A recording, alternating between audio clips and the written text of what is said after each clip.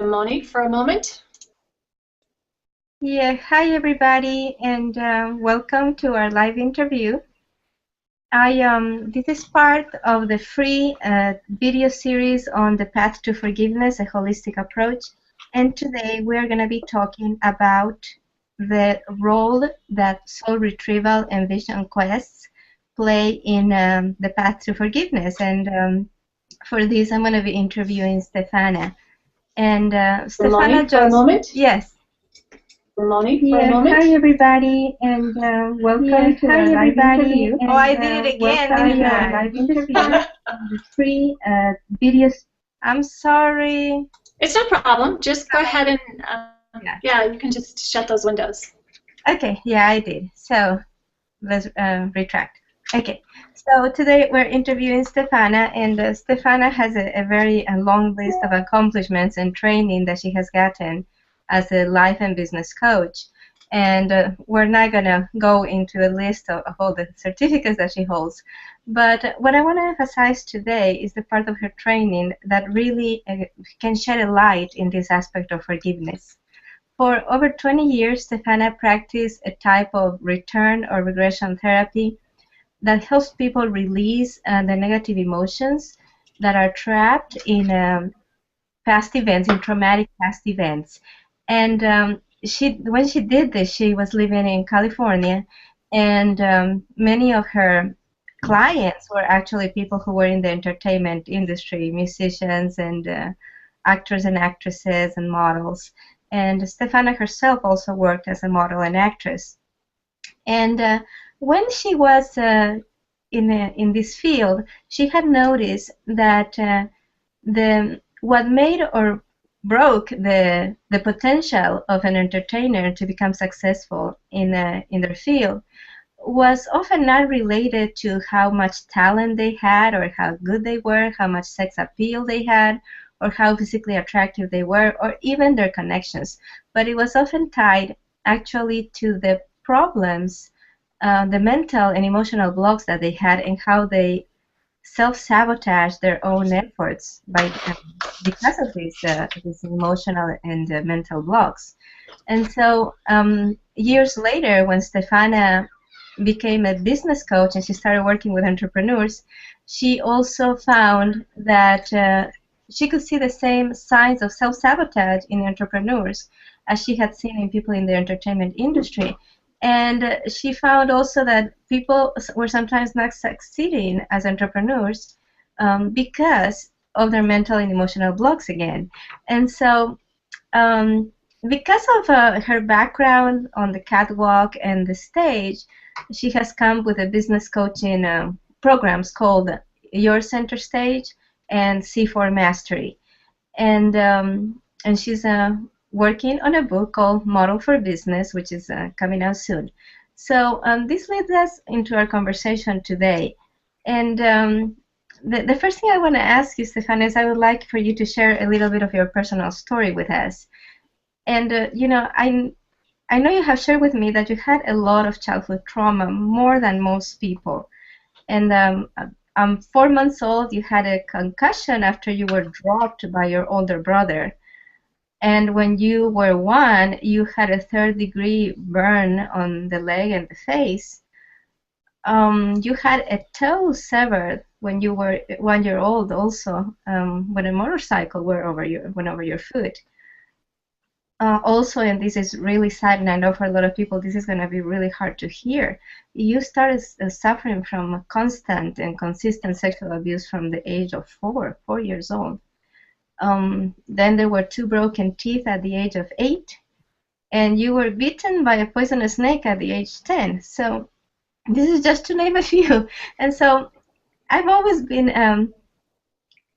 wondered how you stay so centered and so balanced, and how you can be so functional with all this trauma in your history.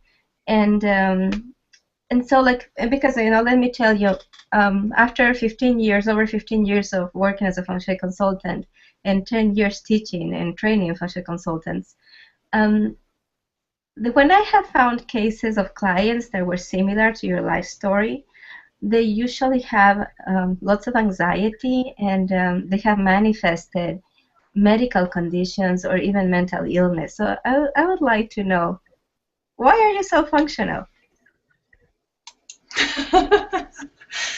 That doesn't sound very good. So why am I so functional? You know, there's probably a lot of reasons why I'm so functional. The first, and what I will tell any client or anyone openly, is that we all have a power of choice. And that's fundamental to who I am, is that I choose better. Every moment, every day, every breath I take, I choose because I have to.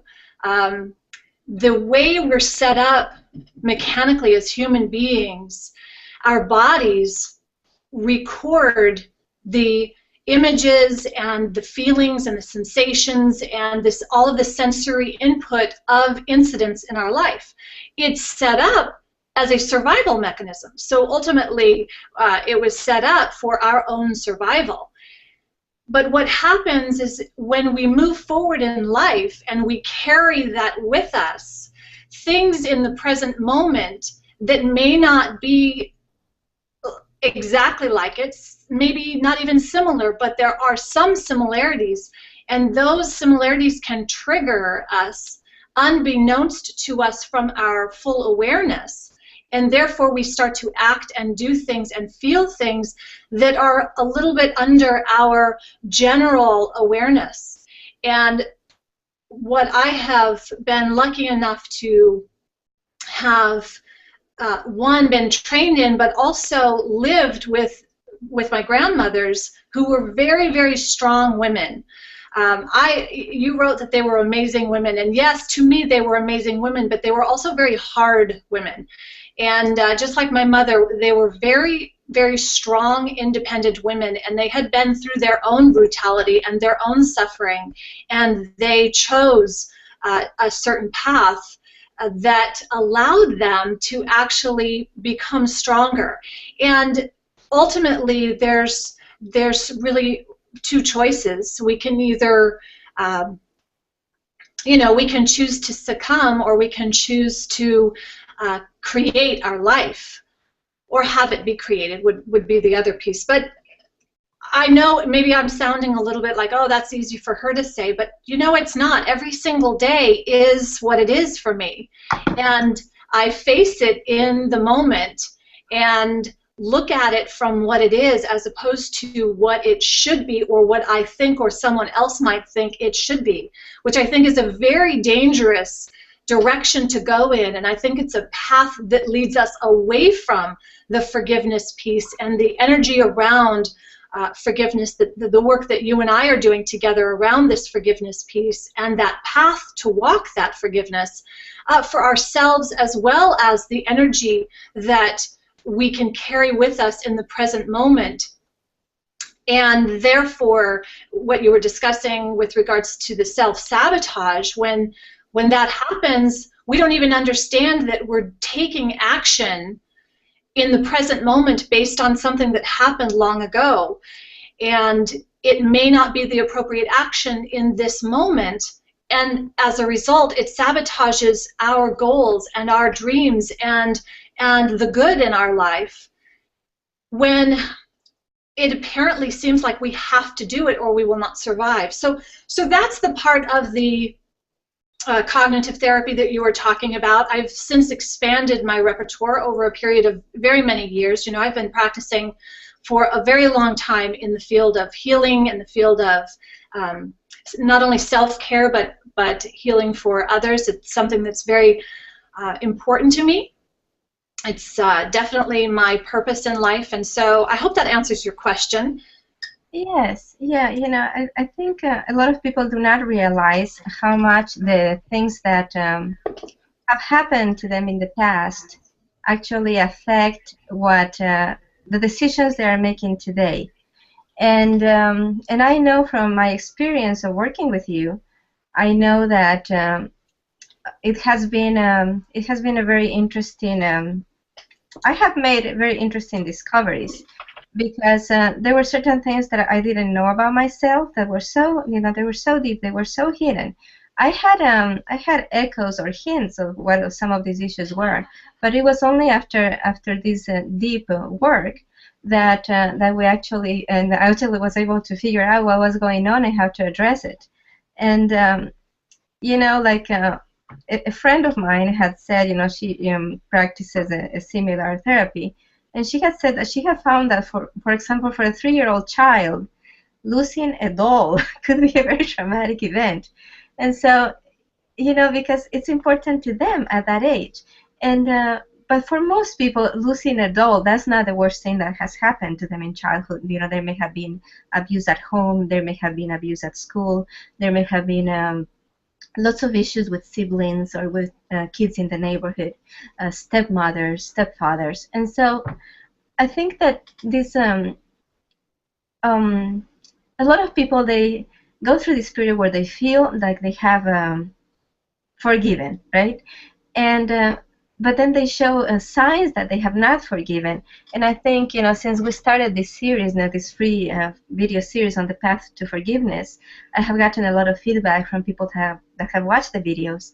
And someone was sharing with me, and actually more than one person felt in a similar way, that they actually had gone through the motions of forgiveness. They had gotten in touch with people who were family members from whom they were estranged, and they actually forgave them and they renewed the relationship. But somebody told me, there's no change in my heart. I feel the same. I just went through the motions, and I'm interacting with this relative, and everything seems to be fine on the surface. But my heart hasn't changed. I don't feel the love I used to feel towards this relative before. It's like my heart's still frozen. And so, and one of the things that we have shared on our on the social media when we're talking about this video series, the free video series, and the teleclass to come up, is that in the song Frozen, right? The theme is about getting the heart frozen from not feeling. And I think a lot of parents haven't actually watched the movie with their kids, because they put things on social media where they quote the movie and they say, "Let it go," and they are actually saying, "Let it go," just forgive, let go of resentment. But in the actual movie, when Elsa sings "Let It Go," she's at the height of anger and resentment, and what she's letting go is the idea that she has to pretend to be somebody who she's not. But I want to ask you, because of everything that you went through that was so traumatic, and I know, some people do not understand what happens to a child when you are hurt in that way when you are so young, that you actually, if the abuser makes a threat, that you actually believe that this person would go and maybe kill your whole family, or that the abuser can be so manipulative and convince the person that they caused it, or that they provoked it, right? And so I think you had so many opportunities in your life to have your heart harden and freeze, and it didn't. So tell us how you did that. How did you prevent your heart from hardening and freezing? Okay. Well, first, let me just say that life is not a movie. Secondly, the capacity that human beings have for not only resilience, but to, for me, forgiveness is not the word I would ever have chosen to use. It's definitely something that you presented into my life when you asked to do this together and invited me to walk this path with you. I have not forgiven, and I don't use that word as I don't practice using forgiveness, and let me tell you why. Okay. The thing about when you're saying you're not forgiven, you're not necessarily saying that you feel resentment, right? Oh yeah, that has nothing to do with it. So see, forgiveness, and whether you forgive or don't forgive, has nothing to do, for me, whether there's resentment or anger or revenge needed. So those emotions and the actual action of forgiveness and what that means is completely different. So for me, because there is so much, well, first of all, in our English language, we have so many different meanings of words, and we have, we can get confused on it, and there's many different, let's just take God, for example. If I say God, whoever hears that is going to hear it through their understanding and perception of it, just as if I said forgiveness, or if I said love or sex, someone is going to have their sense of what it is for them. And that's one of the key places I come from, is understanding that we all have our own understanding. And I empower that, and I acknowledge that not only in you, but in myself. And so, but I also know that we have something in common, and that is, I'll just use the word love, but you see, when I say love, that will also give many connotations and variances. So with me, forgiveness, quite frankly, is an evolution. It's a process, and it's a continued process. I asked myself this last week, have I really forgiven that perpetrator for the sexual abuse, and then as a result, all the chain of events that occurred as a result of da-da-da-da-da, And I had to think about that, and the truth is, I've done so many variances of work through it, but if I were to say I need to forgive that person, it would immediately go back to the point where I had given him my power. And that's the moment for me that I realized, and it's a progression of realization of reclaiming your own power. Within any moment, within anything, there's so many different angles to look at things at. And because I've done the cognitive therapy part, and because I've also done the more intuitive pieces, I can look at the piece of especially trauma, but anything where we're not fully kind of syncing up in our own life, and what I call center stage. That's such a perfect picture if you can get that. It's when you just step into that spot of your truth. And anyone who just, that when you just know you're in your skin in your home, I don't mean just in your body, but I mean your home, and you're here, and you're, wow, it's a very different understanding of your relationship with yourself and the world. And as a result, and that's ultimately what I coach for and coach toward, because as a result of that, anything can be created from that place. And the barriers to that place are the pieces of confusion. And so I'll just use that word, confusion, which is the opposite, for me, it is the opposite of clarity. And so the first piece we have to get is that clarity. That clarity is when we are resonating with our truth. And I'm saying these words in kind of a vague way. I don't really want to be vague about this, but I want to communicate it generally enough so that you understand this concept.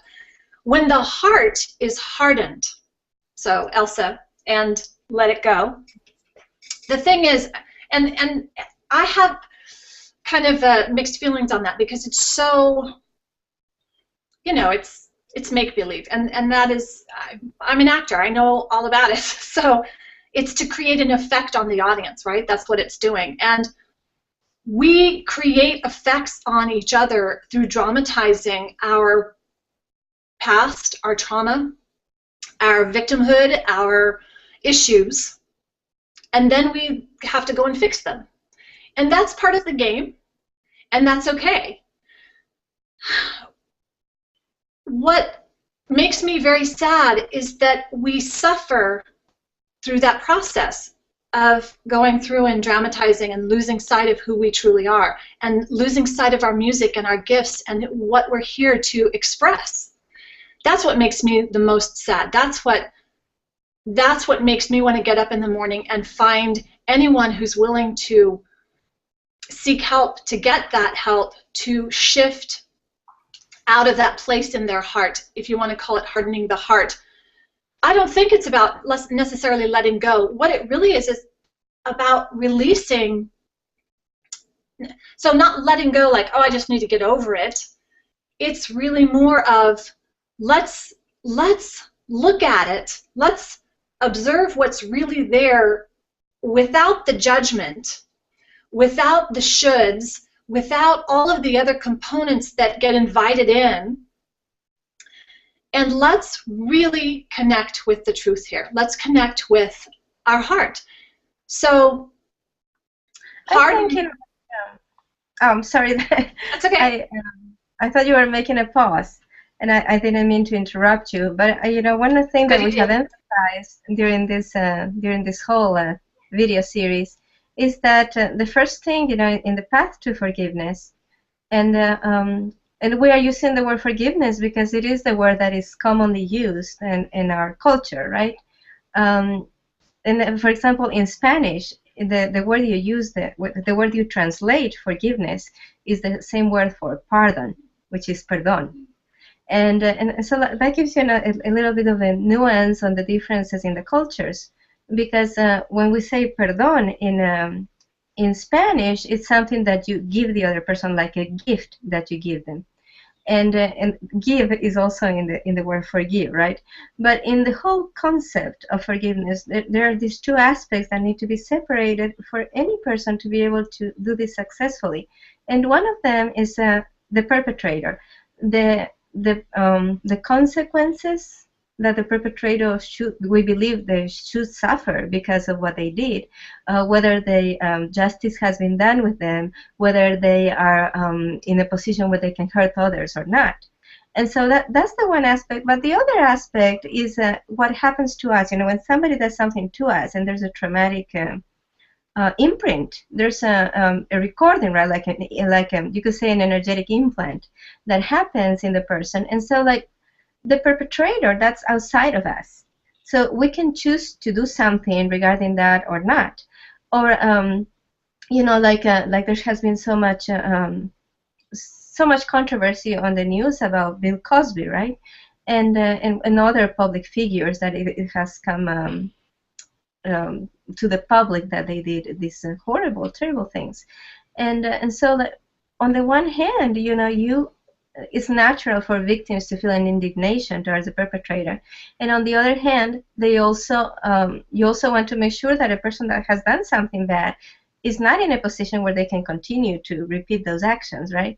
But that is separate. It's completely separate from the journey that the person has to do, following their path, because the path to forgiveness really is getting back on your path. Your path as a human being, as a spiritual being. That's right. This is, you know, one of the things that we're talking about today. And because I know you have a Native American grandmother, and that you grew up as part of that tradition, even though you might not, you know, people might not know it by just looking at you, that you have a Native American heritage.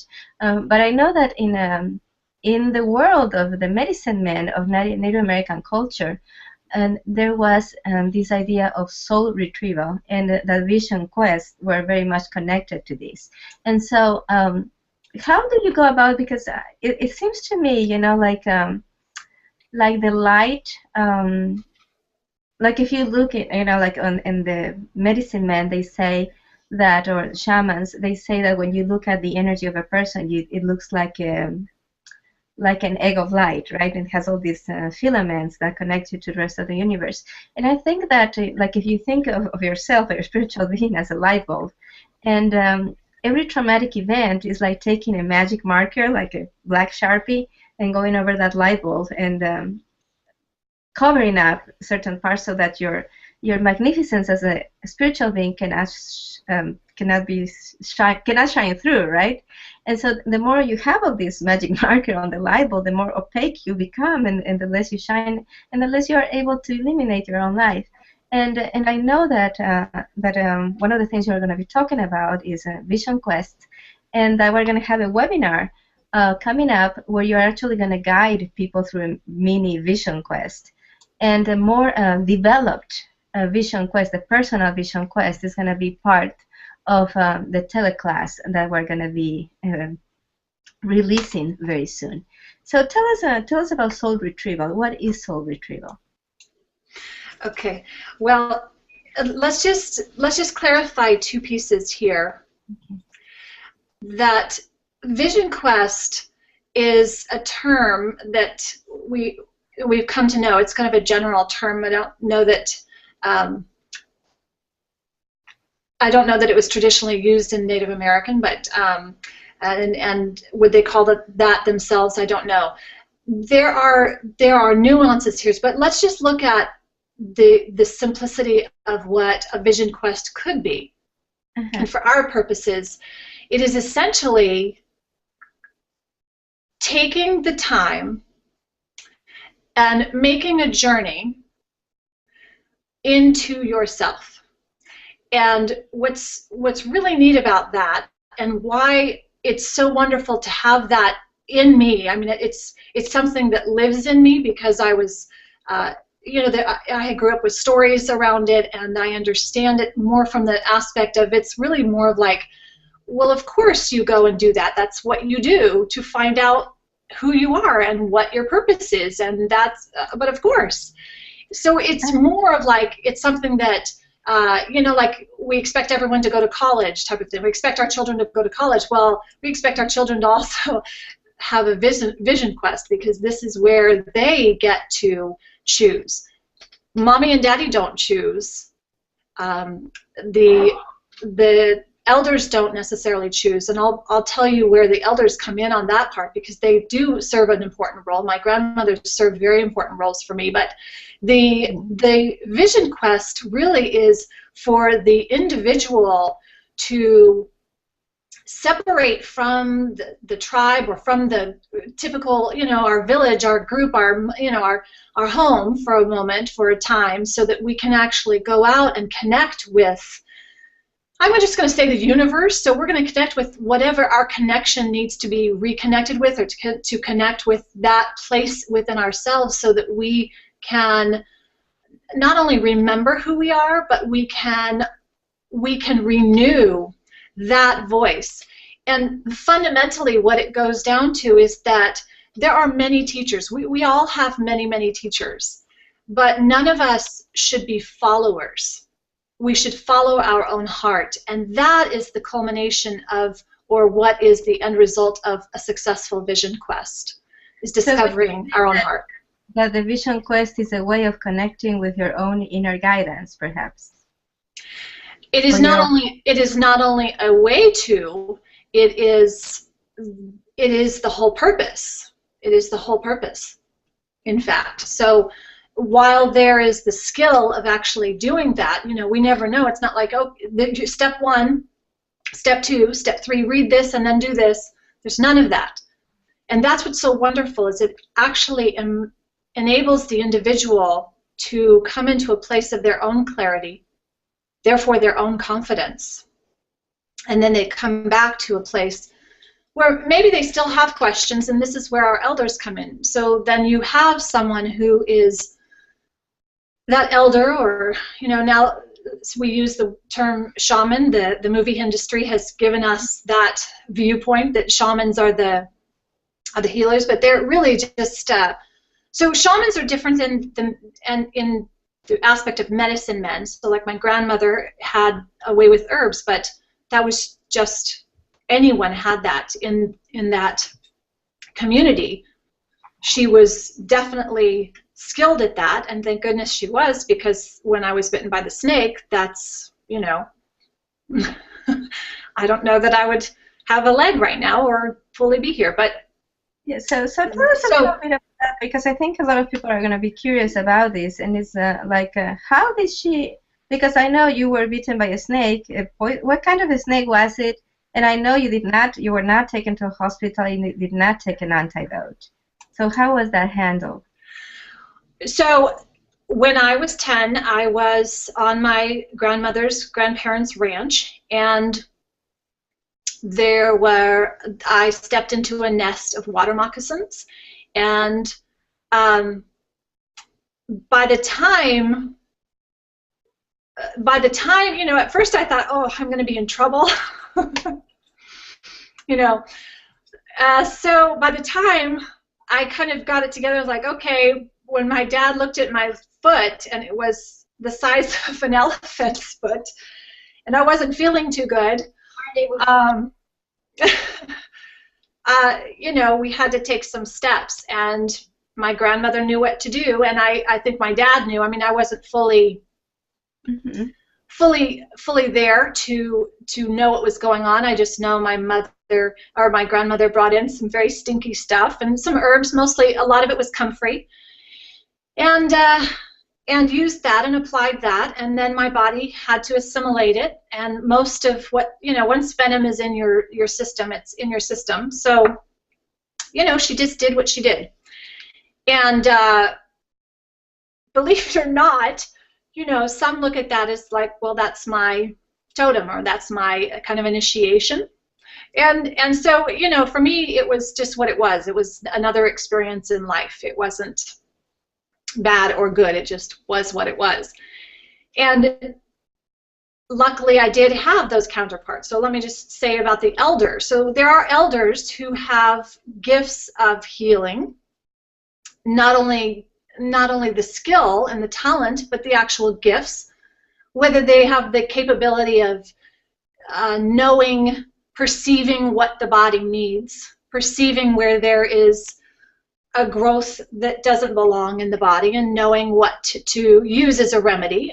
And then there's also those who can do the spirit walking, or the soul retrieval, or let's say also the place where they are spending time with the divine, and bringing information and understanding from the different parts of the universe. So without getting too esoteric, essentially being able to commune with spirits and our ancestors, and be able to get information that is needed in order for us to do things here that are ideally for the highest good. And that's the differentiation that I really had wanted to say about the healer as well as the shaman, the difference between those two, because they are different. One person can have both of those gifts and skills, and certainly people can develop them. There's a couple notes that I had taken, and I want to express them really quickly. Yeah. The first is that I just lost it. It just disappeared. So if you have a question, go ahead and ask. Yeah. Okay. I guess like there's a lot of with the same with the shaman. I know that the word shaman has become what is the mass media way to think of a healer or a seer. And in Latin America, I come from Ecuador, which is in South America, and we don't call them shamans. We call them men of wisdom or women of wisdom. And that wisdom can go, like it can reflect a lot of different areas. Some may do what we call the shamanic trips and the vision quest, and some are experts in herbs, and others are experts in clearing the aura, with their hands. And so, and then there's a lot of different tribes too, and each tribe has a different way to live this wisdom. But we call them medicine men or medicine women. I mean, not medicine men or medicine women, but man of wisdom or woman of wisdom. That's what we call them. And so, like, one thing that I wanted to mention is Stephana and I were friends on Facebook. And we had first connected because we were both in a mom's group online. And when I had the idea that I had watched something that Stephana was doing a summit at the time, and I was one of the attendees, and I was very impressed with one of her guests that was talking about forgiveness. And I thought, the idea came to me, Stephana and I should do something about forgiveness together. And I contacted her, and she said, yeah, let's do it. And so we started this program in 2014, and we completed it, and we had participants, and the feedback was just amazing. The feedback we got, but as often happens in life, is that as soon as you think that you have a handle on something, things happen. So we both had a year that gave us a lot more opportunities to forgive, and that doesn't mean necessarily that it's a bad year, right? What it means is that spirit God, the universe, nature, whatever you want to call it, wanted us to go deeper into this. And so one of the things that has come to my attention is, in this last year, is the importance of self-forgiveness, because a lot of people struggle with that, with not forgiving themselves. And then the other one is people feel guilty, and sometimes they become unable to recognize that they feel resentment towards their parents because they want to think that their parents are, they want to love their parents and they want to feel really great about their parents. So tell us a little bit of how you see that. Absolutely. I'm taking notes here. The first thing is we have this idea around deserving and what we should do, and I don't know that we have really the best teachers currently generally on the planet. However, I'm going to bring this up because I wrote this down as another note. Overall, as a civilization and as a planet, planetarily, we are, I believe, doing much better. I mean, let's look at the Mayans and the Aztecs, where we would do sacrificial, sacrifices and all that. Sacrifice, right? Well, yes, of course. And so I'm just bringing it back because that's just a general picture someone could get instantly and go, oh, right. So we can then look at the cycles of the planet, and we can understand that this whole cycle, there's the big cycle of the planetary shifts and the awareness that's going on. And for me, I think that this is a great opportunity for us to celebrate how far we have come as a race and as human beings and as spirits. And for a moment, I just want to take a moment and really, truly acknowledge us as human beings and that place, because I feel that, and I feel the momentum and the shift that has occurred, and so many who have gone before us to shift and change things, whether it's from the Christ or the Buddha or, on and on. We've got so many shifts that have occurred, and out of that, here we come to this place in 2015 where now we're looking at the macrocosm and then the microcosm and this whole cycle of, so back to the family and also with the individual of, when you have an incident that occurs, a trauma, abuse, something that occurs where there was something done, betrayal, and then so there all of a sudden there creates a separation, not only from the person, another person, but within yourself. And so that separates a piece, and then that creates a cycle where then that brings up these pieces around, well, should I have done, what should I have done, and then blame and shame, and it goes on into this continuing cycle in these different directions, or they could be. There's potential, right? We have capacity for all kinds of things. So that cycle that can perpetuate itself can be handled and restored, and the good news is that's not a difficult thing, and it doesn't take years and years of psychotherapy or any kind. I mean, it really, disclaimer there, Bonnie, disclaimer, but it takes what it takes, right? But we've come such a long way that we understand, especially with understanding what we play in this whole role. And for me, the piece that I can bring with regards to forgiveness is the piece of reclaiming the moment that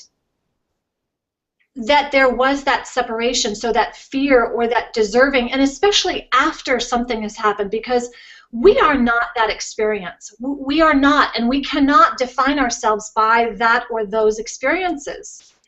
That is also a choice, and that's a choice that I have had to make. And believe me, I've made the choice, unfortunately, sometimes to define myself by those experiences. And as a result, I made further choices that were not in the best and highest good for myself or others. And so that's part of a little cycle as well. And so these are just little pieces that we can become more aware of, and we can take more, I'm going to say, responsibility for, not as blame, not as shame, not as guilt, not as regret, but as that we are at a place where ultimately we can start calling our own shots with our thoughts, with our feelings, with our emotion, with the expression of our truth, with the expression of our gifts and our talents, and how we live our lives on a daily basis, how we use our time, what we allow into our space through our ears, through our eyes, through our senses. And all of that, to me, is part of the whole of forgiveness, in that we are then inviting a future that is based on the purity or the goodness or the essence of love that is us. And that, for me, is the end result of true forgiveness. And any place where there is illness or there is dis-ease or there is trouble or trauma or drama in your life, for me, that would then be an opportunity to actually investigate further, to observe, and to expand our awareness, to find out what piece of us has been misowned, misplaced, and how we can recover that for ourselves and for the perpetrator. I don't like to keep using that word because they also have their own cycle, you see? So just as we have our cycle that's happening, there's a cycle for them. And the great news is when we step into that place of getting the healing, the help, the forgiveness, and doing this work, because it is work, it's not going to just happen by popping a pill. Sorry, it's not. We are going to make an impact that is exponential, you see? And so that's the great bonus right there. You know, I agree with you that there's a lot of propaganda saying, you know, like how bad humanity is, what a bad job we're doing, but really we're improving as a species.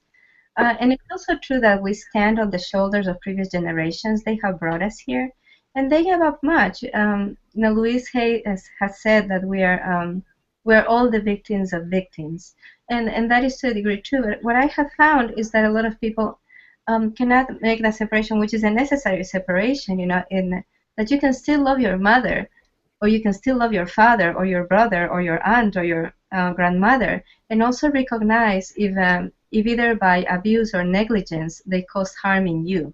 Because when you can recognize that harm, then you know how to handle it. So that's one thing that you and I have been discussing, right? That is about these kinds of things, because people feel the need to love their parents, and that's good. That's right. You know, and I know that in some cases parents make it really difficult. But one of the things that we're going to address in the teleclass, you know, there's two series. One is the free video series, of which this is video 4, and I mean video 5, but it's delivered as number 4, and the other one is a paid-for teleclass that we're going to be releasing soon. And part of the teleclass was already recorded when we did this program in 2014, and part of the teleclass is going to be brand new. And we're asking everybody to send us emails, send us Facebook messages, Google Hangouts messages, Google Plus messages, and to let us know what you would like to address in forgiveness, in the aspect of forgiveness. On the page where you're watching this live interview, I'm going to be placing the link to the opt-in. So if you're not on our newsletter, that you can get on there, so you can watch the other videos if you haven't watched the other videos just yet, and so that you get all the notices and the early bird discount, and also the special bonuses that we're going to be offering. And so we don't have a lot of time left, but I would like for you to give us a little description of what we're going to be doing during the free webinar that's going to be next week, Thursday, 19th at 9 p.m. Eastern Time. And so what are we going to do there at that time?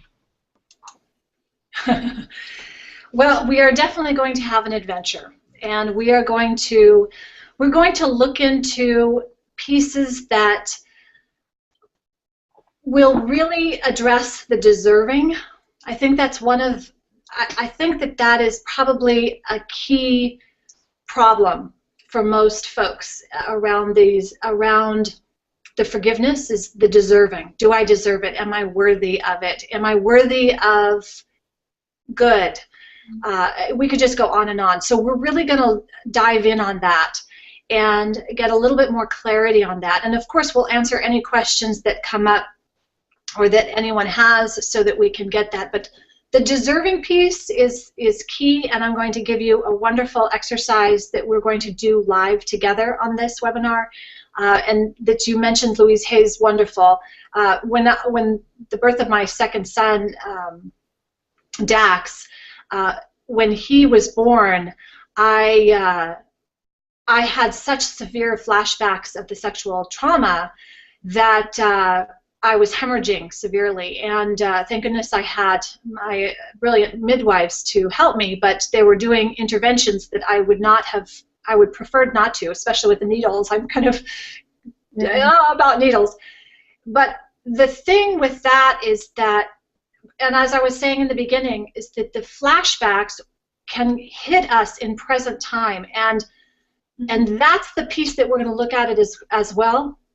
And when that happens, I'm really glad that you're mentioning the flashbacks, because one clear sign that you need to do soul retrieval are flashbacks, and I think flashbacks, you can get healing from whatever the abuse caused in you, and you can still have flashbacks because a little bit of your soul is still entrapped in the situation. And sometimes, I like to say that you know that you have forgiven when you have healed to the point that you are as happy and healthy as you would have been if this thing had never happened. And but I think that the flashbacks, sometimes, we get these flashbacks because the spiritual being wants to understand why it happened. They want to apologize, or they just want something that's not going to happen. So they're not confronting life as it is, but as if they would like it to be. And sometimes it's this attachment. And I like this definition of forgiveness is giving up all hope for a better past. And so sometimes we can actually achieve healing and still be hung up on these events. And so I just want to mention that if you're having flashbacks about traumatic things that happened to you in the past, you need soul retrieval. Yes, and that is true. And there are gradient levels of awareness. So, for example, when my son was born 7 years ago now, he is one that, of course, the birth of him will trigger it. And so even 7 years later, I'm still having new pieces of this come out. So what I want to really put out there here is that this is not like a checklist item that you get to check off and it's all done and happy and we get to go live our life. And that's one of the fallacies that I think that leave people very sorely disappointed, because they think, oh, well, it'll just be erased and gone. I had hoped that. I thought, oh, let me just erase this and it'll be gone forever. And if I just put it over there, it can go away. And the thing is, when we do the work of the soul retrieval, of the work that restores you through this and through the path of forgiveness that you and I are working on, Moni, is that you actually experience expansion as a result instead of contraction. So if it's even possible, and I know it might be hard to understand this, but you become more expansive as you by going through that and retrieving yourself from those horrific incidents. And I know it can be very traumatizing and very uncomfortable to go through them, but the way we do it is in such a way that is so safe, and it's a journey that is, especially because you and I have both been through these experiences, we have a wonderful set of tools that we can share and work with as we go through this process. And that's what I think I'm most excited about, is that the path to forgiveness, this holistic approach that you and I are doing, Moni, is so organic in that it's not a cookie cutter, there's no one size fits all, and the things that are going to come up for each individual will be very different. They will be very unique. And yet,